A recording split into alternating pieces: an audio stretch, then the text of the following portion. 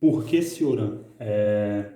Nos últimos dias, né? Eu fiquei um pouco mal por causa de alguns fatores externos e geralmente quando você está com um sentimento negativo, você se lembra de matemática e você lembra, pô, menos com menos é mais. Então você busca se afundar ainda mais, né? Tipo, não tem lógica. Tipo, a pessoa tá ruim, ao invés de buscar animação, ela busca, sei lá, colocar músicas depressivas. Mas beleza. Eu lembrei que eu tinha um livro do Cioran em casa. E eu nunca li nada dele. Tipo, se ele passasse na rua, eu ia estranhar, né? Porque ele já tá morto, eu acho. Mas, tipo assim, se ele passasse na rua e eu visse, eu não ia reconhecer. Então, tipo, não é alguém que a figura dele tem um peso na minha mente, entendeu? Então, beleza, pô. O que eu sabia dele? Bom, ele é pessimista, niilista, ceticista e altruísta e cinista, eu acho. Cinismo, alguma coisa assim. Eu falei, pô, cara, interessante. Tipo assim, já que eu tô aqui na porta, né? Já tô aqui na porta do banheiro, deixa eu entrar e sentir esse cheiro de merda. E estranhamente, ler ele mais me elevou do que me rebaixou. Isso é um pouco estranho. Lendo ele, eu senti meio que um reconforto, porque ele escreveu o livro com 25 anos, né? E então, tipo, querendo ou não, tem ali, tipo, um tempo. Eu tenho 22, então 3 anos de diferença. E quando eu li aquilo, partes do que ele falava tocava em mim. Eu odeio ter uma mente suja, velho, porque sempre que eu cometo esse ato falho, eu sei que cometi o ato falho. Mas, seguindo, lendo ele, algumas citações, eu olhava assim e falava, caraca, velho, tipo, sei lá, o livro nunca vi tantas vezes a palavra morte ser mencionada. E nunca num sentido totalmente negativo, sabe? E sim como a conclusão da vida. Então, tipo, não há na escala de problemas, os problemas que eu achava que eram problemas eram tipo, pô, velho, comum, sacou? Então, estranhamente, isso me deu um alívio mental e meio que um certo sentimento de positividade. O pessimismo trouxe positividade. Uma citação dele aqui, tipo, eu já fiz 3 vídeos dele, né? Porque eu odeio ler, odeio muito ler, odeio mesmo ler. Cara, como eu odeio ler. Então, gravar eu lendo é uma das poucas coisas que me motivam a ler, sacou? Que é tipo, pô, velho, já que eu tô lendo, vou fazer alguma coisa com isso. Lá vai. A impossibilidade de crer nos substitutos da vida, Deus, Espírito, cultura, moral, de atribuir o menor crédito à história. É agora. O ardente desejo da solidão e o medo da solidão. O desejo absoluto de ser único e o amor apaixonado da vida. O ato mais insignificante realizado em plena vida parece, às vezes, mais importante do que uma grande missão na solidão. Covardia ou veneração? A impossibilidade de não dar créditos às desilusões, às ilusões da vida.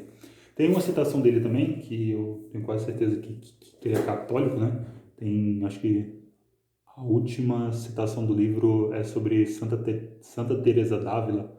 Tipo, não dá para ler essa citação, então você pesquisa aí para ver o que ele falou. Mas é uma coisa positiva. Ele fala que ela elevou todo um gênero. Puta que pariu. Mas beleza. Ele fala na questão de que o sofrimento ele só vai te levar a dois caminhos. Ou ele vai te levar a se tornar um idiota, ou ele vai te levar à santificação. Só tem essas duas opções.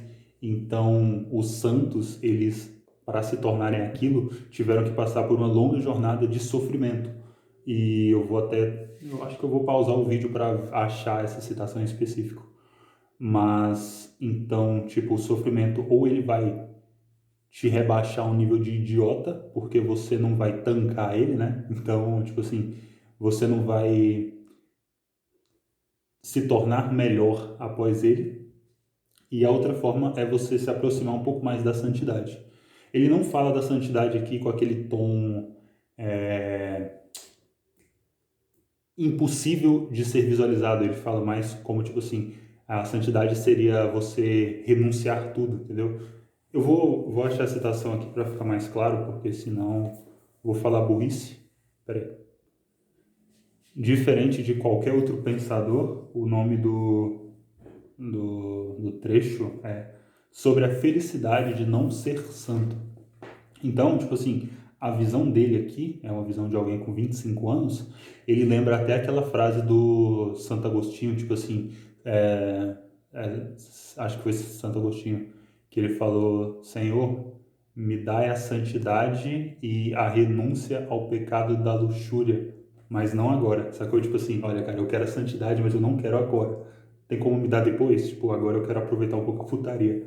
Mas seguindo, vou ler o trecho aqui, né, um pouco grande. Então, sobre a felicidade de não ser santo, uma prolongada dor só pode fazer de alguém um imbecil ou um santo. Mas para ninguém é um problema o primeiro elemento da alternativa, porque ninguém pode ter medo ou alegrar-se de uma eventual imbecilidade, de uma paralisação de todos os sentidos por causar uma grande dor. Um tal estado nem assusta nem alegra, porque sabemos que nele, dado que se exclui a lucidez, uma comparação com os estados anteriores não é possível. Como tão pouco o é o tremer de medo por nosso destino, mas quantos tremores sacodem a alma de um homem só em pensar que poderia tornar-se santo, e quantos recônditos temores o invadem ante o obscuro pressentimento de que sua dor o precipitaria na santidade. Não há ninguém que queira morrer sendo imbecil. Tipo, uma conclusão óbvia. Como tão pouco ninguém quer. Acabou a memória do celular, então vou ter que colar esse vídeo no outro. Então, dando continuidade. Mas quando te tornas santos, sem querer fazer do teu destino uma missão e de uma fatalidade sem fim. Terríveis são os presságios e o grau de santidade, não a santidade em si. Estes provocam um inexplicável terror, muito maior quando aparecem na juventude. Então, a gente tem que lembrar que ele escreveu o livro com 25 anos, né? Então é uma conclusão lógica. Tipo assim, você entende que para você se tornar santo vai existir toda uma vida ali de renúncia, abdicação e provavelmente tentações que o diabo vai te tentar, né, para você não alcançar a santidade, e que isso, olhando de fora, vai te dar um grau de sofrimento muito grande. E é verdade, velho. Pega a história de Padre Pio. Então, vendo de fora, essa renúncia, ela não... Por mais que você entenda ela, você fala, pô, cara, tem um objetivo aí que ele é maior do que tudo isso. Vendo de fora, com um olhar terreno, você vai olhar mais para a questão das abdicações e das tentações que você vai sofrer e do sofrimento que você terá. Então, comparado com a juventude, a ideia de santidade ainda não é algo palpável, saca? Aí, claro, tem exceções, mas, sei lá, vai, se tu usa exceção como regra, tu é burro. Enfim, vamos ver aqui. Então nos mortifica o pensamento de que nossa vida vai cessar antes de morrer, que vai cessar quando estivermos no momento culminante de nossa lucidez, quando virmos tudo tão claro que as próprias trevas brilharão até cegar-nos. Agora a frase, né? Há tanta renúncia na santidade que a juventude de um homem, por mais atribulada que seja, não pode resignar-se a viver sem as agradáveis surpresas da mediocridade. Então, do que a gente pode tirar aqui? Então, aqueles prazeres carnais que você tem, ao você trilhar um caminho de santidade, em algum momento você vai ter que abrir mão deles. E quando você faz isso na juventude, é algo ali que o peso é maior, entende? Então, ele observa isso e ele fala, olha, na fase da juventude, que ele escreveu esse livro com 25 anos, é algo que ainda não é palpável de ser feito por ele, claro, né? Então, tipo, é uma conclusão que você pode olhar do ponto de vista religioso e falar, você é uma conclusão burra. Pô, velho, mas é uma conclusão verdadeira, o cara tá sendo honesto, entendeu? Chegará o dia que... Tá, deixa eu ver aqui. Chegará um dia em que já não poderemos ser medíocres e em que se passará a um estado que já não tenha ligação alguma com a vida. Isso só pode nos causar desgosto e nos atormenta pensar que, em estado de santidade, não teremos nem mesmo o pesar da vida, que houvemos perdido, nem sequer a esperança de ter desesperança. Cara, não tem condição, vai tomar no cu, Silvia, vai tomar no teu cu. Isso só pode nos causar desgosto e nos atormenta pensar que, em estado de santidade, não teremos nem mesmo o pesar da vida, que houvemos perdido, nem a esperança de ter desesperança. Por quê? Porque você não vai se arrepender, tipo, quando você atinge o grau de santidade, você não vai se arrepender daquelas abdicações que você fez para atingir aquele grau de santidade. Então, até isso causa uma certa repulsa. Não repulsa de nojo, e sim repulsa de você olhar para aquilo e falar, eu não quero isso agora. Sacou? Então a gente pode voltar de novo à frase do Santo Agostinho: Senhor, faça-me santo, mas não agora. Então, você observar isso e ver a honestidade que ele fala isso é tipo algo impressionante, pô. Então, de novo, o medo de desculpa, cara, esse analfabeto é uma merda. O medo de chegar a ser santo. Então, ele coloca aqui de forma clara. Um dos medos é chegar a ser santo. Como não vais temer a santidade se acreditavas que de ti só podia sair fogo, impulsos bárbaros e explosões que só tinham a exaltação infinita e em seu próprio constatar de uma estagnação interior e uma suspensão do curso da vida, cuja solene significação te produz uma funda impressão, é que há algo de solene nesses silêncios vitais e neste emudecer orgânico, sintomas alarmantes de santidade, inquietantes estados de pré-santidade. Não haveis sentido como a vida cessou em vós em um dado momento e não vos produziu nunca a dor do silêncio da vida? Não haveis sentido dissolver os instintos e retirar-se como um refluxo definitivo? E não haveis sentido nesse refluxo a solidão de vos ver abandonado pela vida? Aí a gente continua. A santidade é esse estado no qual o homem continua a viver depois que a vida se retirou dele, como a água do mar. Aqui eu não sei se em algum momento ele vai aprofundar isso novamente, né? Na obra dele, que esse é um dos primeiros livros dele.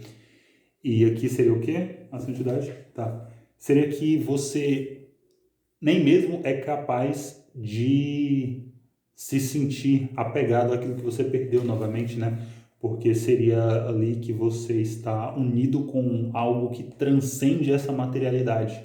Então você está unido com algo transcendente, que seria estar unido com Deus. Então essa matéria, ela não te atrai mais tanto, entende?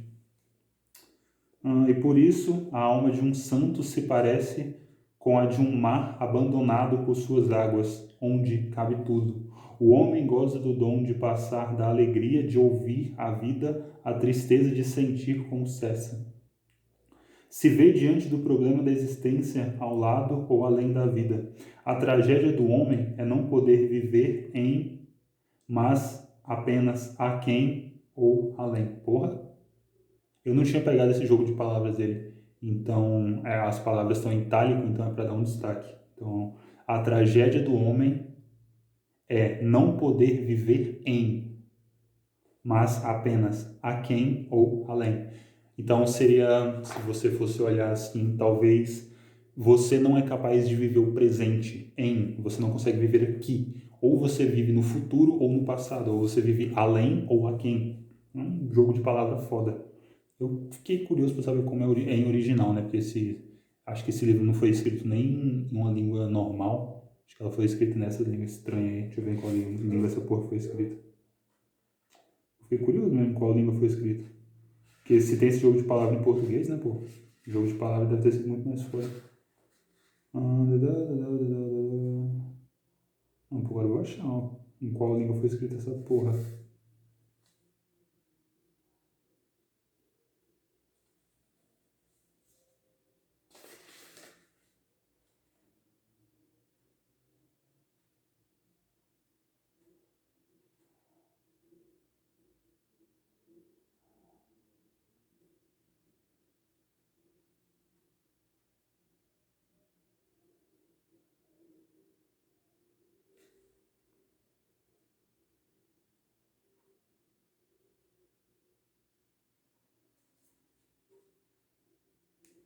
Sim, eu poderia pausar o vídeo e olhar aqui e depois continuar. Foi escrito em romeno. Porra, esse cara conseguiu fazer esse jogo de palavras em português. Cara, esse cara é brabo. Deixa eu ver aqui se eu acho. Por isso, só pode falar em triunfo e de derrotas, de ganhos e de perdas, e por esse motivo tão pouco viver no mundo. Mas se debate em vão entre o céu e o inferno, entre a elevação e a queda. Caralho! Mano, de novo, que jogo de palavra interessante. Tá, seguindo. Por isso, só pode falar de triunfos e de derrotas, de ganhos e de perdas, e por esse motivo tão pouco pode viver no mundo, ou seja, no presente, aqui. Mas se debate em vão entre o céu e o inferno, entre a elevação e a queda, porque, sei lá, acho que daria para fazer uma ligação que o santo ele está no processo de elevação, então ele está em ascese, né, subida, não está mais tão apegado na matéria, então discutir entre céu e inferno nesse grau não faz tanto sentido entre a elevação e a queda. Um joguinho bom. Há estados que nem sequer o próprio Deus pode suspeitar, porque os estados verdadeiramente grandes só podem surgir da imperfeição. Meus desesperos me tornam superior a qualquer divindade. Puta que pariu. É um prazer pensar que só na imperfeição se pode aprender alguma coisa. Vai tomar no cu, velho. É um prazer pensar que só na imperfeição se pode aprender alguma coisa. Tenho que me unir a todas as forças da minha imperfeição, do meu desespero e de minha morte. O que dizer do homem que não quer ter a suficiente sabedoria para superar o sofrimento, mas que os sofrimentos reais podem ser superados? Pode existir ainda um valor exterior que, em comparação, nos faça estimá-los? Objeta-se inutilmente que o sofrimento carece de raízes ontológicas e que já não pode ser compreendido senão pertencente à estrutura da existência. Que valor pode ter essa objeção ante seres cuja existência se define pelo sofrimento? E depois de tais tormentos, tu te tornas apenas em itálico de novo, tu te tornas apenas santo. Não merecerá o sofrimento uma recompensa maior, a recompensa de morrer? Alegra-nos, contudo, de que neste mundo a morte, ao menos, não é incerta. O medo de chegar a ser santo, ou o pesar de não morrer. Então, pô, tipo assim, é estranho porque eu não caí nesse livro com o motivo de ser elevado. Eu caí no motivo, no livro, no desejo de meio que até sentir um pouco pior, né? Porque eu vi, acho que foi o Gabriel, não vou lembrar o sobrenome dele, que ele citava o Cioran direto. E eu falei, pô, eu tenho o livro do Cioran, acho que eu comprei por causa dele, eu vi lá o livro das ilusões, falei, pô, interessante. E é estranho porque quando eu vi pessimista, nihilista e essas coisas, me veio a imagem do Schopenhauer e do Nietzsche na mente, né?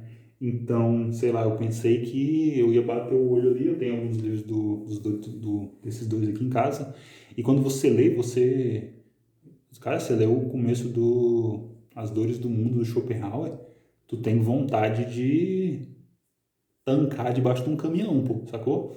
Então, eu achei que o Cioran, por ele estar nessa linha, seria algo semelhante.